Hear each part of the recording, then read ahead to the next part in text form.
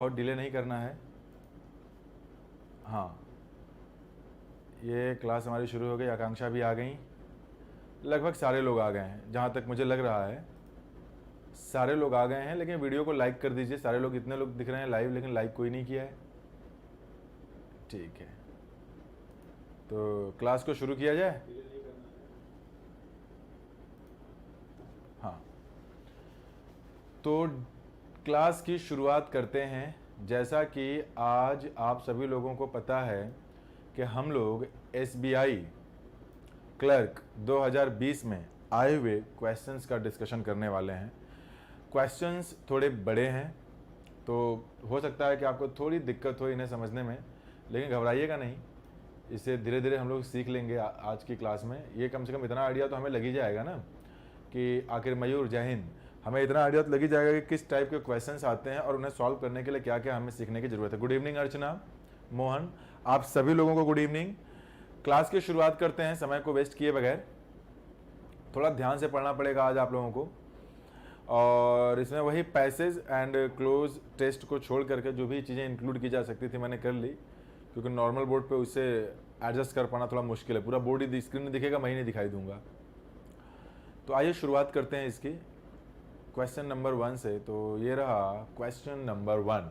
चले बताएं, ये पढ़ें। इसमें करना क्या मैं बता देता हूँ। इसमें हमारे पास 3 एग्जाम्पल हैं, जैसे कि एक पहला रहा, ये दूसरा रहा, और एक ये तीसरा रहा। ठीक है ना।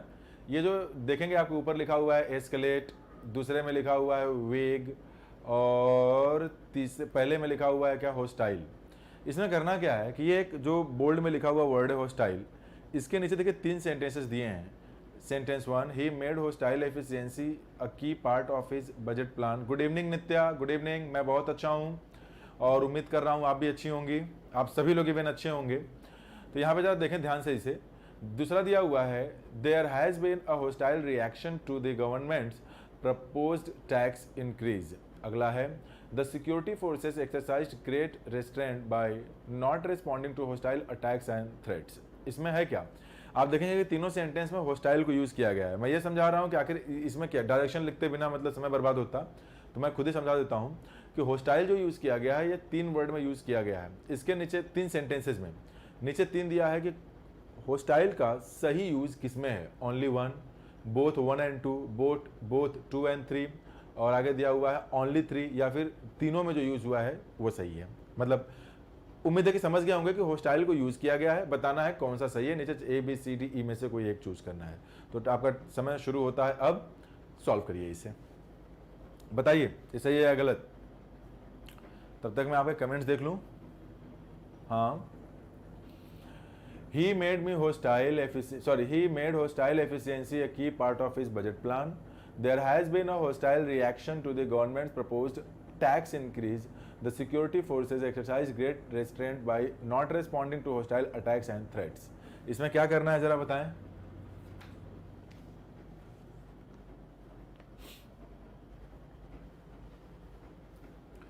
तो 78 का आपने क्या कहा है, C, both second and third. Okay, आइए देख लेते हैं। सबसे पहले मैं आप लोगों को एक बात बता देता हूं कि ये जो वर्ड यहाँ पे आप लोगों ने लिखा है होस्टाइल, ये होस्टाइल वर्ड का मतलब क्या है। ये जो वर्ड है होस्टाइल, देख लें, इस वर्ड, ये एक एडजेक्टिव होता है और इसकी मीनिंग क्या होती है, अनफ्रेंडली या फिर इनहॉस्पिटेबल। दिख जाएगा, अनफ्रेंडली हो गया, दूसरा इन हॉस्पिटेबल, और बोथ सी एंड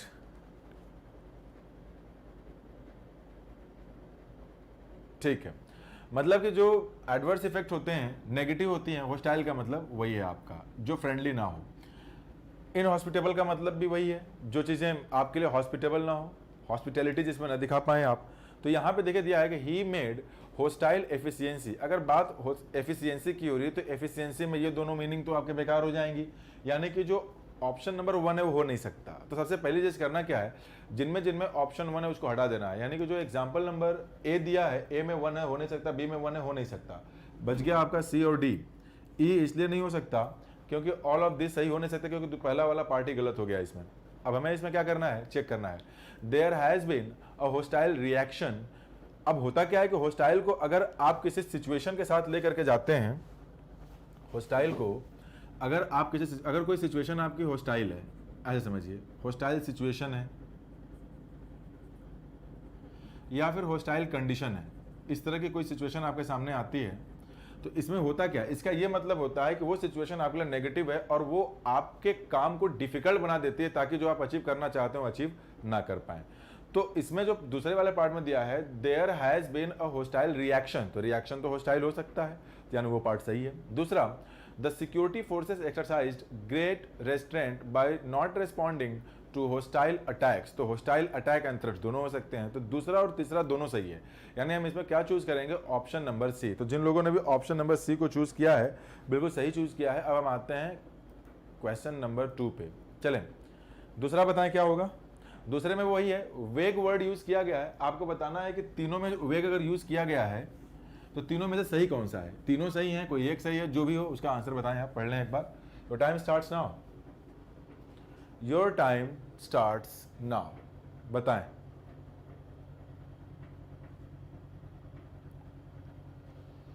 आंसर करें आप, दूसरे में क्या होगा जरा बताएं।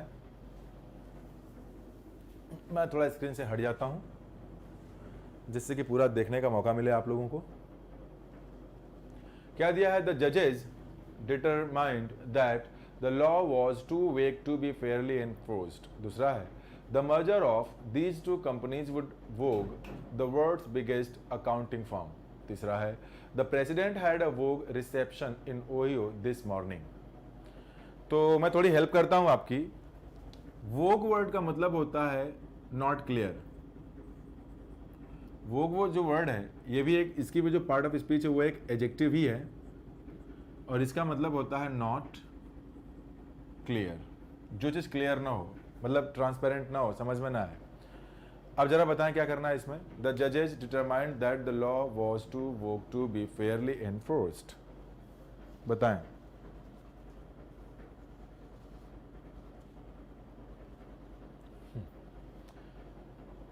हाँ जी, अनफोकस्ड वे। अनफोकस्ड वे का मतलब क्या हो गया, नॉट क्लियर। ये मैंने शॉर्ट में आपको बता दिया जिससे कि आप इजीली इसे सॉल्व कर सकें। यहाँ पर देखिए मैं समझाता हूँ। सबसे पहली चीज ये है कि जो वोग है इसकी पार्ट ऑफ स्पीच है आपकी एडजेक्टिव। अगर ये एडजेक्टिव है तो किसी मॉडल के बाद इसे यूज नहीं किया जा सकता, क्योंकि मॉडल के बाद क्या आता है, वर्ब की फर्स्ट फॉर्म आती है। कोई भी मॉडल हम यूज करते हैं, will would, shall should, can could, may might, ought to, use to, need, dare, must. After that we use the base form of the given verb. अब इसके दूसरे एग्जांपल को देखें, the merger of these two companies would vogue. अब इसमें जो वोग लिखा हुआ है वो वुड के बाद है, तो वुड के मॉडल है, तो अब मॉडल के बाद अगर वोग यूज किया गया तब तो वो क्या यूज होगा, वर्ब की तरह से। वर्ब है ही नहीं, दूसरा नहीं हो सकता। अब अगर दूसरा हो ही नहीं सकता तो जिसमें जिसमें दूसरा हटा दीजिए। ऑप्शन बी, ऑप्शन सी चला गया, बचा only one and only D. इन्हीं दोनों में से कोई एक है। अब देखिए है क्या, जो ये तीसरा लिखा हुआ है, मोहन चंद्र, मयूर ने कहा सही। तीसरा देखिए क्या दिया हुआ है, the president had a vogue reception in Ohio this morning. अब रिसेप्शन की बात हुई है, प्रेसिडेंट की बात हुई है, तो अब ओहियो में हो रहा है, तो जाहिर सी बात है कि जो रिसेप्शन है वो तो नॉट क्लियर हो नहीं सकता है, तो गड़बड़ हो गया फिर, तो तीसरा भी नहीं हो सकता। यानी कि कौन कौन सा नहीं हो सकता, दूसरा तीसरा नहीं हो सकता, सिर्फ पहला ही हो सकता है कि द जजेस determined that the law was, क्या लिखा है, हाँ, too vogue to be fairly enforced, तो सिर्फ पहला वाला सही है, यानी will go with option number A. तो जिन जिन लोगों ने ए ऑप्शन दिया है वो उनका बिल्कुल सही है।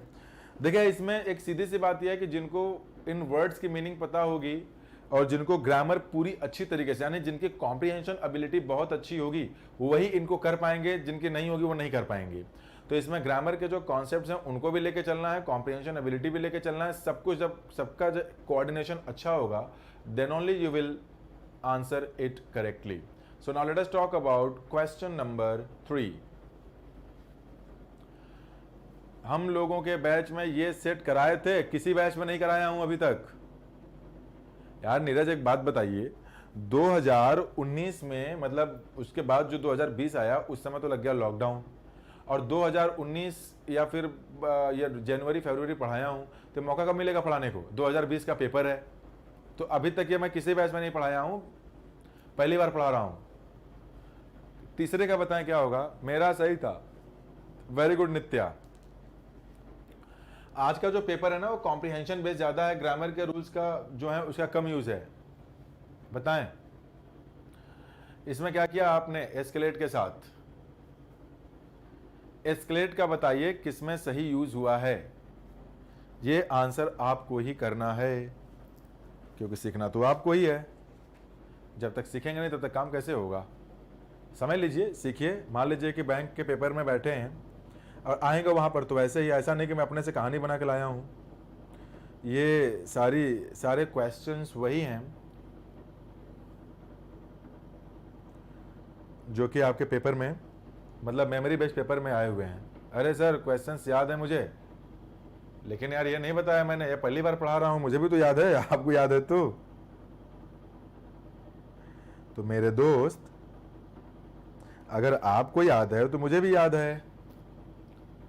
हाँ, एस्केलेट मीन्स इंक्रीज रैपिडली, ये बात तो बिल्कुल सही है, लेकिन इसमें यूज करके बताइए कैसे होगा।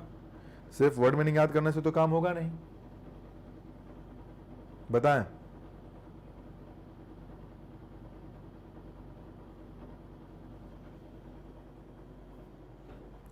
बताइए बताइए। एस्केलेट मीन्स ठीक है, अच्छी बात है, कौन सा होगा जरा आंसर करिए, सोचिए समझिए आप लोग कुछ,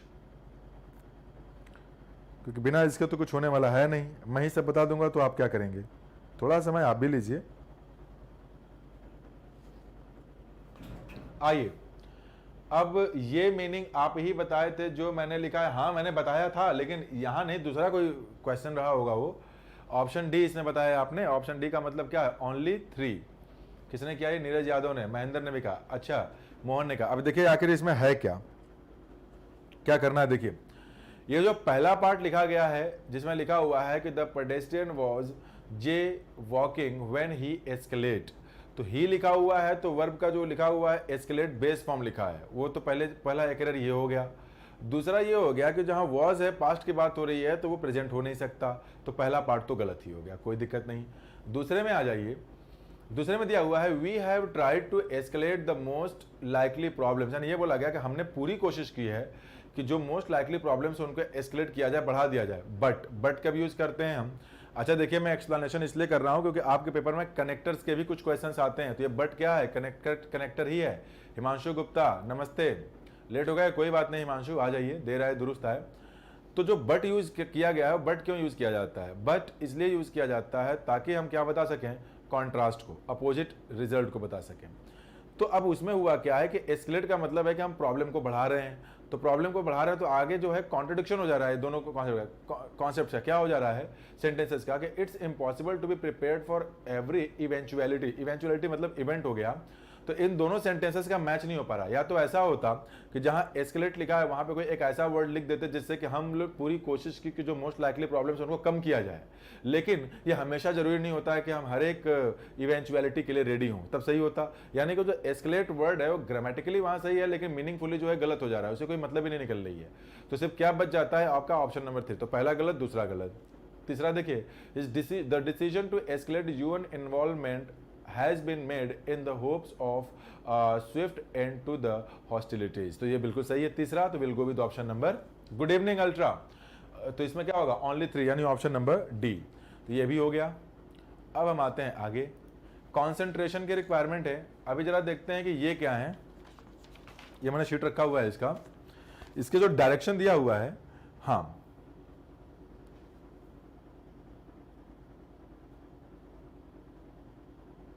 ओके ये जो सेंटेंसेस दिए हुए हैं इसमें ए बी सी डी, इसमें कहा यह है कि ये जो चारों सेंटेंसेस दिए हैं, इन चारों के चारों को आपको पढ़ना है। जो ग्रामेटिकली करेक्ट है, वो ग्रामेटिकली करेक्ट अगर होगा तो कोई एक ही होगा, तो जो ग्रामेटिकली करेक्ट होगा वही आपका आंसर होगा। लेकिन इन चारों को पढ़ करके अगर आपको ये लगता है कि नहीं चारों गलत हैं, तब वहां पर ऑप्शन नंबर ई क्या करना पड़ेगा? All are incorrect. I repeat, we have been given 5 options A, B, C, D, E. E is all are incorrect, यानी अगर चारों इनकरेक्ट है तो ऑप्शन नंबर E। अगर आपको लगता है कि इन चारों में कोई एक सही है तो वो सही वाला आपका आंसर होगा। चलिए समय लीजिए, बताइए कौन सा आपका इसमें चूज करेंगे। India's chocolate market, good evening ultra, good evening हो गया। India's chocolate market is pegged at rupees 11,000 crore, of which premium chocolates can be sized anywhere among 10% and 15%. दूसरा है, South Korea reported 52 new cases of coronavirus. ITC has plans to work with cocoa farmers directly in future. The company initially invested rupees 100 crore to set up a greenfield chocolate manufacture facility in Haridwar. Your time starts now. चलें, exam में जब आप बैठेंगे तो मान लीजिए कि ये बिल्कुल एग्जाम जो आप देने जा रहे हैं वही मान करके इसे सॉल्व करिए। पढ़ना तो पड़ेगा ना। बताएं क्या करना है।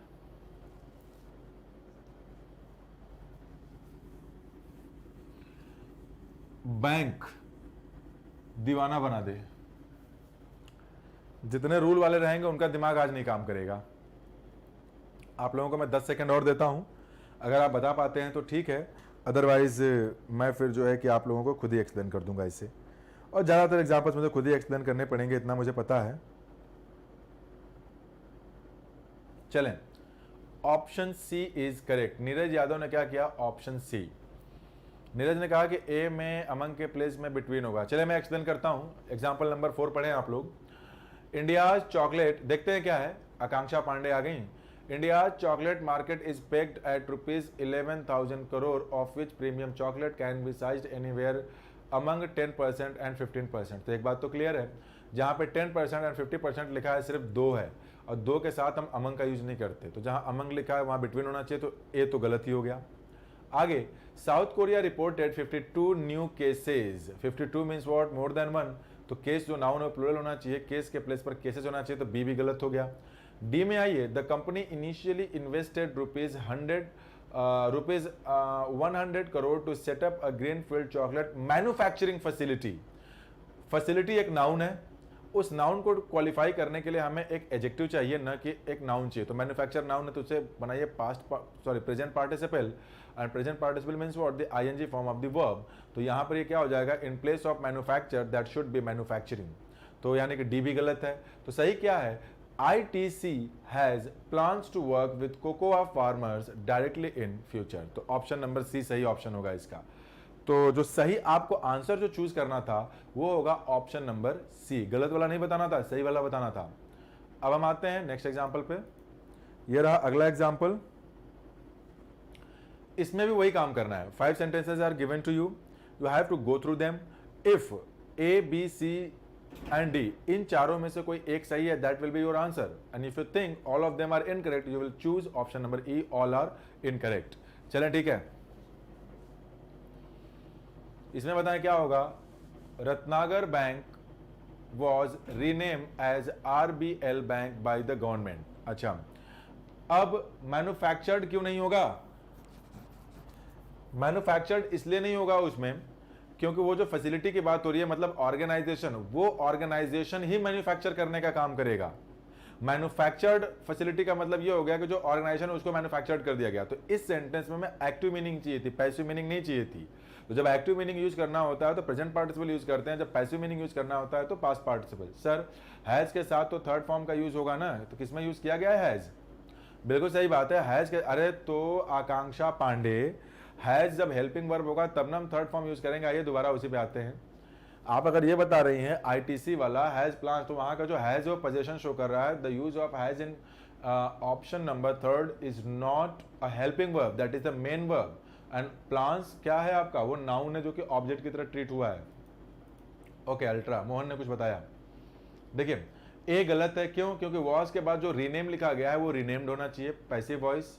दूसरा, हाँ डूअर को शो करना है, बिल्कुल सही बात, पढ़ के समझना पड़ेगा ना। दूसरा देखिए क्या है इसमें, ये कौन सा एग्जांपल है? एग्जांपल नंबर 5 है। ठीक है, आइए दूसरा नहीं पढ़ेंगे, तीसरा पढ़ेंगे पहले। Analysts believe that lower gas prices would be bad with exploration, नहीं होगा, बैड फॉर एक्सप्लोरेशन। तो यानी कि ऑप्शन नंबर सी भी गलत है। डी देखिए, the central drugs standard control organisation will be regulated, क्योंकि बी के बाद तो we use the third form of the verb, तो यहाँ पे जो रेगुलेट लिखा है दैट शुड बी रेगुलेटेड।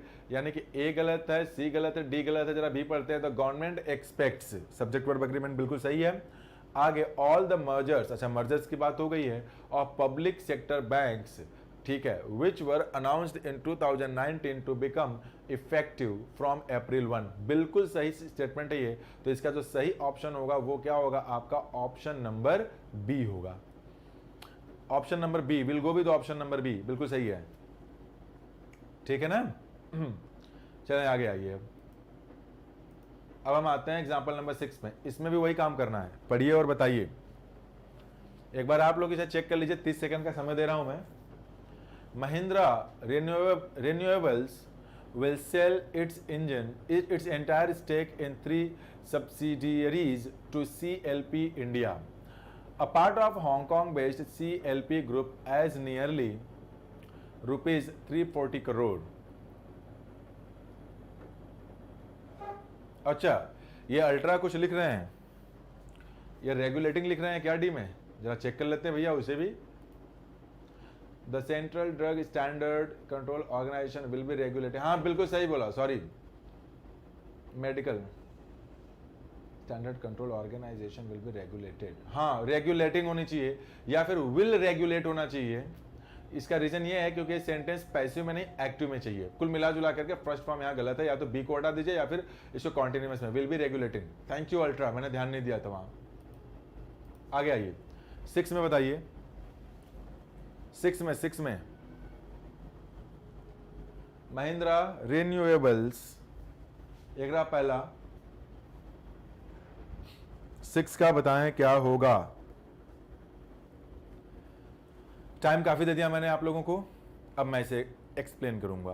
पहली बात कि जो पहला पार्ट लिखा है कि Mahindra renewables will sell its entire stake in 3 subsidiaries to CLP India, a part of Hong Kong based CLP group. वहां जहां एज नियरली लिखा है ना, that should be for nearly, वहां पे फॉर नियरली, बिल्कुल सही बात। तो ऑप्शन नंबर ए गलत है। दूसरा जरा आइए, the agreement will be signed to Doha city.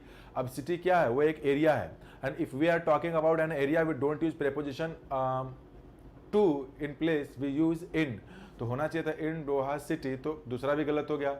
तीसरा देखिए सी में, the US intelligence community publicly concluded that Russia intervened in their security matters. अच्छा, जो वहां पे सी में THERE लिखा हुआ है वो प्लेस को रेफर कर रहा है, जबकि वहां पे पोजीशन चाहिए तो THEIR यूज करिए, देयर जो पोजीशन को शो करने वाला है। तो यानी कि सी भी गलत हो गया। अब हम आते हैं एग्जांपल नंबर डी में, जो स्टेटमेंट डी है हमारा, the injured animal was nursed back to health by the zoo keeper and then released back into the wild. यानी सही ऑप्शन क्या हो जाएगा यहाँ पे, डी हो जाएगा, डी। चलिए ठीक है, 6 हो गया हमारे पास, 6 का डी था। अब आते हैं, we are now going to discuss to show destination, ठीक है। हाँ, तो डेस्टिनेशन की बात नहीं हो रही है यहाँ पे। 6 हो गया। Now let us talk about 7 में आ जाइए। इंग्लिश लैंग्वेज, इसमें भी वही करना है। English language have the potential to connect the world without any barriers. PK Sinha was appointed in the PMO when Nripendra Mishra, the then President Secretary, resigns. He drink the, क्या लिखा हुआ है, liquid too fast, okay, you are coming to the party, isn't you? चलिए ये पूरा बताइए क्या होगा, इसमें क्या होगा जरा बताइए।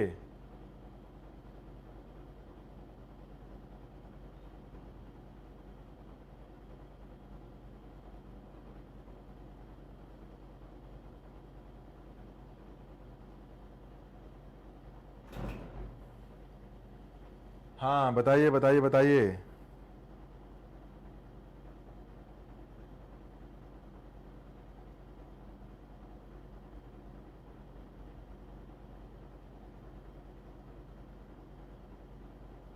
आप ही का समय है।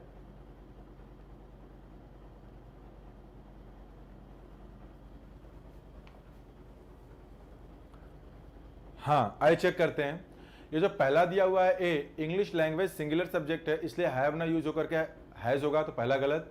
PK Sinha was appointed in the PMO when, इसमें जो देखिए क्या दिया हुआ है, बात वाज अपॉइंटेड की हो रही है, दूसरे में तो पास्ट है। अब यहाँ आइए, दिया हुआ है the then principal secretary resigns, तो रिजाइंस में भी पास्ट होना चाहिए, तो ये भी गलत हो गया। अब देखिए शी के साथ जो लिखा हुआ है ड्रिंक लिखा हुआ है, वो ड्रिंक तो हो ही नहीं सकता क्योंकि आगे देखिए वॉज लिखा हुआ है, पास्ट है, तो शी ड्रैंक होना चाहिए, तो ये भी हट गया। You are coming to the party, isn't you, नहीं इजंट यू नहीं होगा, आंट यू, तो यहाँ पे क्या हो जाना चाहिए, ऑल आर इनकरेक्ट, यानी ऑप्शन नंबर ई। तो उम्मीद करता हूं कि सातों के सातों आपके सही हो गए होंगे। यहां आइए, अब आते हैं 8।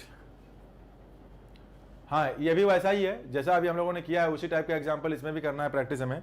चलिए बताइए क्या करना है इसमें, जरा देखते हैं कितना आप लोग जो है इससे सीखे हैं, कितना अच्छा प्रैक्टिस कर रहे हैं।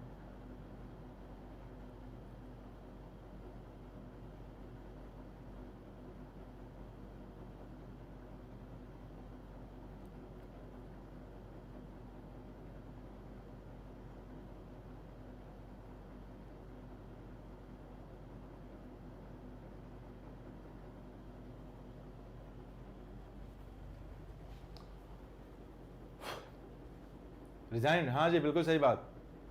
आइए 8वां देखिए जरा क्या करना है इसमें।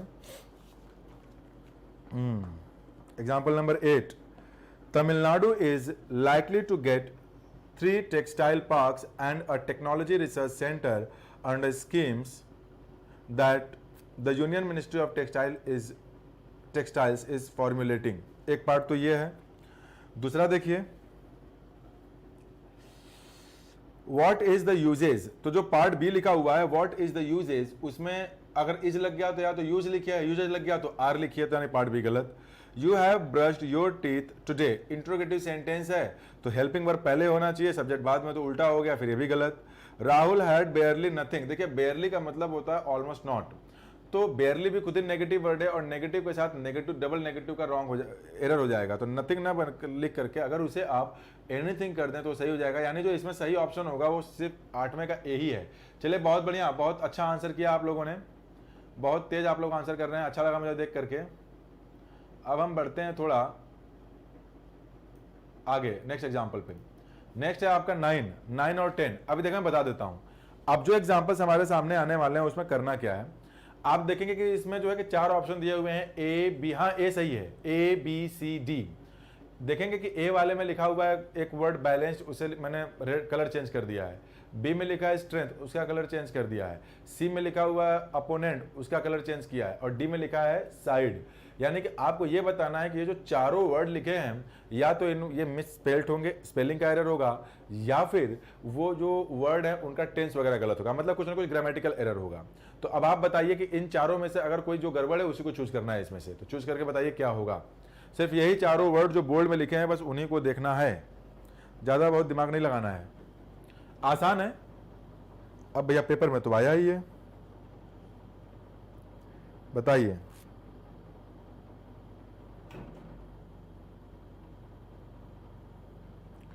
बताइए तो जाने।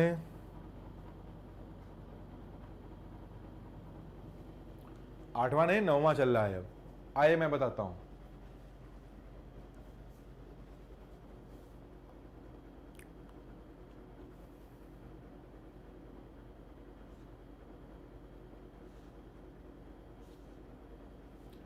इसमें क्या कोई एरर है 9th में? जरा 9th एग्जाम्पल देखें आप लोग और बताएं कि इसमें कोई एरर है। इसमें क्या चूज करेंगे, ऑल आर करेक्ट या फिर कोई और? The manager balanced the strength of his team against that of their opponent and side.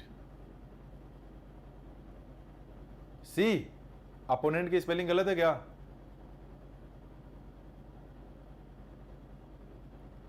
Opponent की स्पेलिंग इसका मतलब आपको लोग लगा गलत है?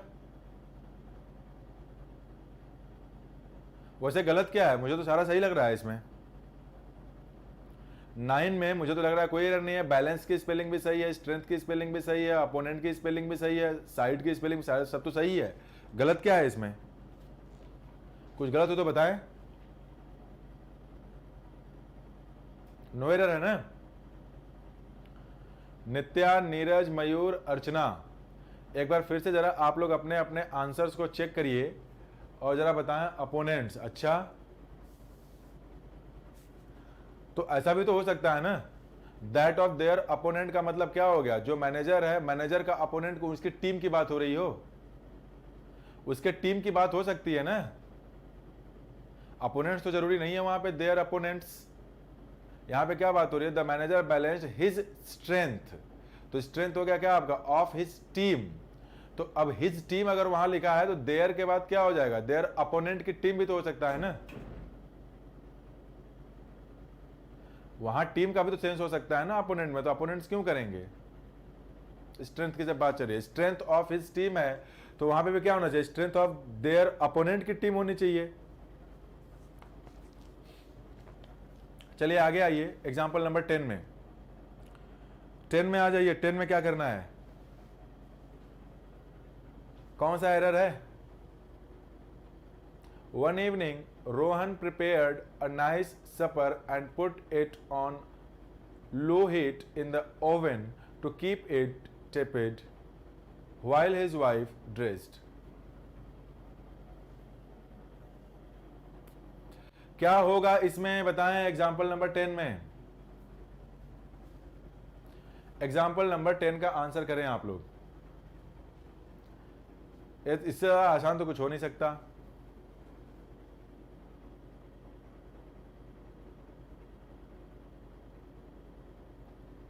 बिल्कुल सही बात, प्रिपेयर्ड, जो ऑप्शन नंबर ए में PRI लिखा हुआ है वही गलत है, सही क्या होना चाहिए, प्रिपेयर्ड। तो आगे बढ़ते हैं, 9th और 10th भी हो गया, आगे आ जाइए। चलिए सही है, सही है, सही है, सही कर रहे हैं। 11 में बताएं क्या होगा, she was able to breathe easier when she stood outside the massive fortress that sat on a clearing the size of the two football. क्या होगा इसमें, आदित्य सैनी, आदित्य सैनी। चलें 11 और 12 को बताएं। आप लोग दोनों आंसर्स रेडी रखें, 11 एंड 12 दोनों, दोनों आपके लिए है।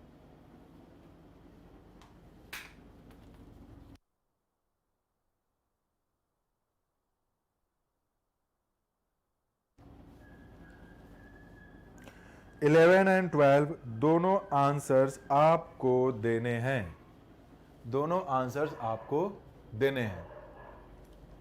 फुटबॉल, क्या बात है भाई नित्या, गजब आंसर मारा आपने, आप ही का आंसर का मैं वेट कर रहा था, इतना कठिन एग्जांपल था, फुटबॉल ही होगा डी। आइए 12 बताइए, 12 क्या होगा, 12। नित्या जिस आंसर पे बिल्कुल श्योर होती, इतना टफ एग्जांपल था, फुटबॉल की स्पेलिंग सर गलत लिखा है, उसको 3-4 बार लिख देती हैं। 12 में क्या होगा, ए, देखते हैं। From time to time Jack would looking over, बिल्कुल सही बात, वुड लिखा है तो मॉडल है, अगर वहां पर मॉडल है तो लुकिंग ना होकर के वहां पे बेस फॉर्म यूज होगा ना, बेस फॉर्म का मतलब क्या, वुड लुक ओवर। हाँ जी, 12 का ए, 12 का ए फुटबॉल। और लोग भी आंसर कर दें, हाँ 12 है, चले सही है, बहुत सही, बहुत सही रिप्लाई किया आप लोगों ने, मुझे बहुत अच्छा फील हो रहा है। चले आइए 13, horrified passengers saw Olive stumble and fall off a platform as an express roared। चले बताएं, इससे भी ज्यादा आसान नहीं हो सकता। मैं नित्या के आंसर का वेट कर रहा हूं, अब 4-5 बार वो लिखेंगे कि यही वाला होगा। जल्दी से लिखिए नित्या, देखो जरा आपका answer.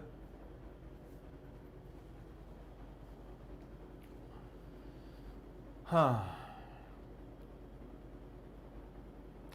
Control everyone, what to control by the way Neeraj.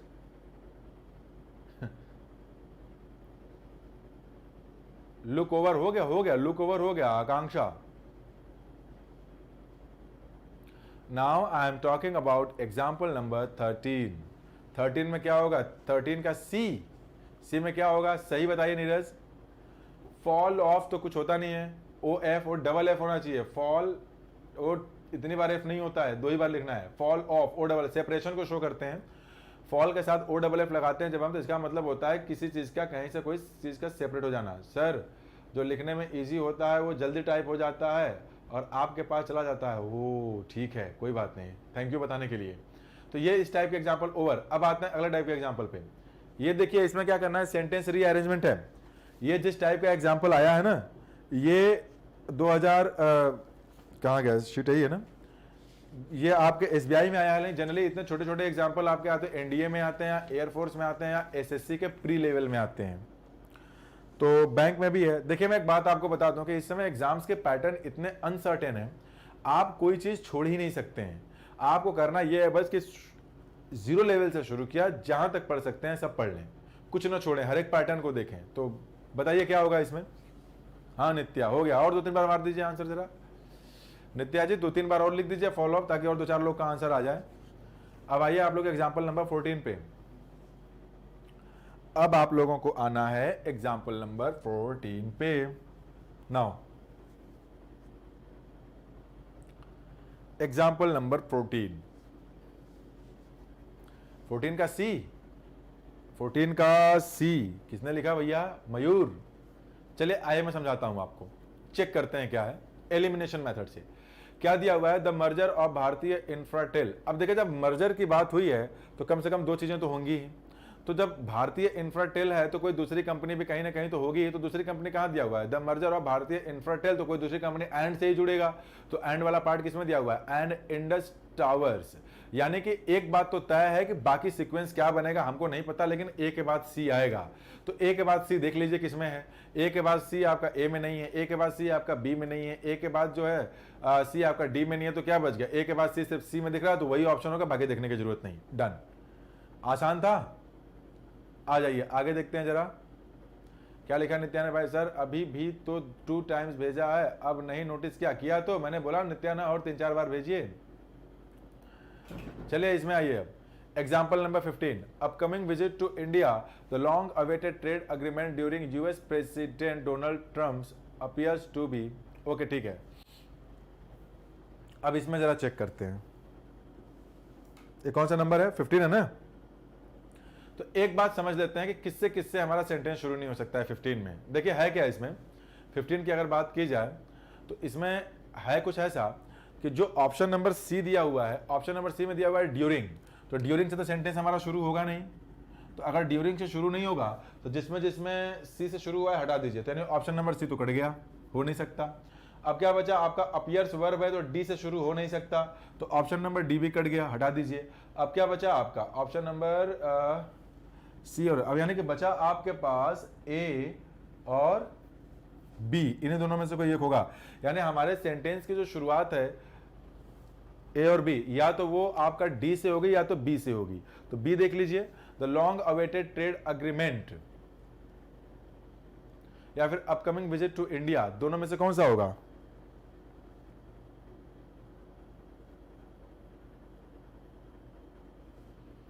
क्या आंसर कर रहे हैं आप लोग? नित्या ने कहा बी, ऑप्शन बी। अच्छा नित्या ने कहा, नीरज ने कहा बहुत सही बात, सही चीज। आसान से एग्जांपल है, तुरंत कर ले रहे हैं। आज का पेपर बड़ा इजी है, मुझे लगता है आप लोगों को दिमाग नहीं लगाना पड़ा। 16 बताइए जरा। तो 16 का ये मैं जरा बताने की कोशिश करता हूं। जैसे कि इसमें आप देखेंगे कि जो बी दिया हुआ है 16 में, बी वाले पार्ट में क्या दिया है? एलिज्ड, एक वर्ब है। सी में दिया हुआ है क्या? आपका हैंड ओवर दिया हुआ है। तो ना तो बी और सी से तो शुरू हो नहीं सकता, यानी कि ऑप्शन नंबर बी और ऑप्शन नंबर सी गायब। अब ये जो डी लिखा हुआ है टू द प्राइवेट, तो डी उससे भी नहीं शुरू होगा, यानी कि ना बी से शुरू होगा, ना सी से शुरू होगा, ना डी से शुरू होगा। किससे शुरू होगा फिर तो ए से शुरू होना चाहिए इसको। अगर इसको ए से शुरू होना चाहिए तो ए वाला ऑप्शन जरा देखते हैं क्या है। ए वाला ऑप्शन तो एक दिख रहा है, a leaders of the railway employ organisation. फिर क्या दिया है? डी टू द प्राइवेट, नहीं हो सकता, ये नहीं हो सकता। पूरा पढ़ते हैं जरा इसको। Leaders of the railway employ organisation alleged that, हाँ ठीक है, वो जो लीडर्स लिखे हैं सब्जेक्ट है, एलिज्ड वर्ब है, तो यानी कि ए के बाद बी ही आएगा, जो कि किसी में नहीं दिया हुआ, यानी कि नो रीअरेंजमेंट रिक्वायर्ड, यानी ऑप्शन नंबर ई सही है। चलिए अब कम से कम जितना तेज इसको कर रहे हैं आप लोग, उतना ही तेज थोड़ा टफ वाले भी करें तब ना मजा आए। आइए 17वां देखिए। China has not yet given India the go ahead to send an. अच्छा एन लगा हुआ है तो कहीं ना कहीं जो है आगे ए, मतलब कि जो वॉल साउंड वाला वर्ड होगा वो वर्ड ढूंढिए किधर है। वो एन के बाद वही वाला वर्ड आएगा, वो सिर्फ एक ही में दिखाई दे रहा है, डी में। यानी बाकी सीक्वेंस क्या होगा हमको उससे मतलब नहीं है, मतलब बस इतने से 17 में कि बी के बाद डी आएगा। तो बी के बाद डी किस में है? बी के बाद डी 2 में है, एक ऑप्शन नंबर बी में है, एक ऑप्शन नंबर सी में है, बाकी से मतलब नहीं। अब हमें ये देखना है कि सेंटेंस की शुरुआत किससे होगी, ए से होगी कि सी से होगी। चेक कर लेते हैं। ए से, China has not yet given B India the go ahead to send an aircraft with medical supplies C to coronavirus hit Wuhan। अच्छा, और क्या बचा आपका? सी से देखते हैं कौन कौन सा मैंने कट किया था, सी से तो हो नहीं सकता था। ए हो गया और ए के बाद बी के बाद डी, बी के बाद डी, ये सी चेक कर लेते हैं। टू कोरोना वायरस, यानी कुल मिला जुला करके ये जो सेंटेंस है हमारा, ये सी से शुरू हो नहीं सकता, तो सही ऑप्शन क्या हो जाएगा? ए हो जाएगा। कौन सा होगा इसमें?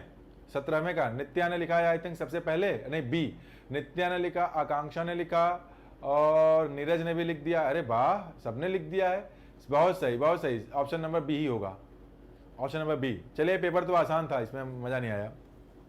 ये लास्ट एग्जांपल है आपके आज के लिए, ये लास्ट एग्जांपल है आज के लिए, जरा बताइए इसको। आइए जरा चेक करते हैं। Mammals and birds move from, अच्छा move from one country to another, यानी एक बात तो क्लियर है ना, ए के बाद सी चाहिए, तो ए के बाद सी किसमें किसमें है? एक ऑप्शन नंबर ए में है, एक ऑप्शन नंबर डी में है। अब ये चेक करना है सेंटेंस की शुरुआत ए से होगी या सेंटेंस की शुरुआत बी से होगी। सर ऐसे पेपर आते हैं। हाँ नीरज, ये जो अड्डा है ना आपका, बैंकर्स अड्डा 247, ये उस पे ये पेपर था मेमोरी बेस्ड, वही उठा कर दिया है इसमें, ये उसी में का किया हुआ है। ऐसा पेपर आ जाए तो मजा ही आ जाए, नहीं तो ऐसा पेपर आ जाए तो मजा ना आ जाए। इसमें अभी एक जगह पैसेज भी छिपा हुआ है और एक क्लोज टेस्ट भी है, चूंकि मैं यहाँ बोर्ड पे करा नहीं सकता ना, because I don't have digital board, कि इस पर कहाँ लगाऊंगा सब में, तो वो भी है। तो जब ऐसा पेपर आता है ना तो कट ऑफ हाई चली जाती है। तो अगर मान लेते हैं 30 नंबर का पेपर है, 30 नंबर में आप 25 पा रहे हैं, तो ऐसा पेपर आएगा ना तो ऐसे ही बच्चे ना 30 में 30 करके चले जाते हैं। अगर आपको लगता है कि आप 30 में 30 करने की क्षमता रखते हैं तब तो ठीक है, या 25 प्लस, अगर इससे कम जाते हैं तो गड़बड़ हो जाएंगे आप। किससे शुरुआत होगी इसमें? बी से शुरुआत होगी वैसे, with a change in season. क्यों होगा? क्योंकि आगे देखिए मेनी लगा हुआ है। अगर मेनी लगा हुआ है जाहिर सी बात है कि उसका जो नाउन होगा वो प्लूरल काउंटेबल होगा। वो किसमें है? सिर्फ ए में है, यानी बी के बाद हमको ए चाहिए, तो बी के बाद ए हो गया और ए के बाद सी, तो ऑप्शन नंबर डी हो गया, तो सही हो गया। कितना टाइम बचा? ये तो खत्म हो गया पूरा। इतने ही एग्जाम्पल्स थे इसके जो समझाए जा सकते थे, तो आज के लिए बस इतना ही रखते हैं। अब अगली मुलाकात हमारी कब होगी? मंडे को होगी। तो अच्छा परफॉर्मेंस क्या? अच्छा जरा एक बार बताइए तो 18 में कितने मार्क्स आपके बने? 18 में कितने आए आपके, जरा ये बताइए। ट्राई करेंगे सर 30 आउट ऑफ 30 लाने के लिए, बिल्कुल सही बात। अभी बताइए कि 18 में कितने मार्क्स आए? नीरज, नित्या, अर्चना, आकांक्षा।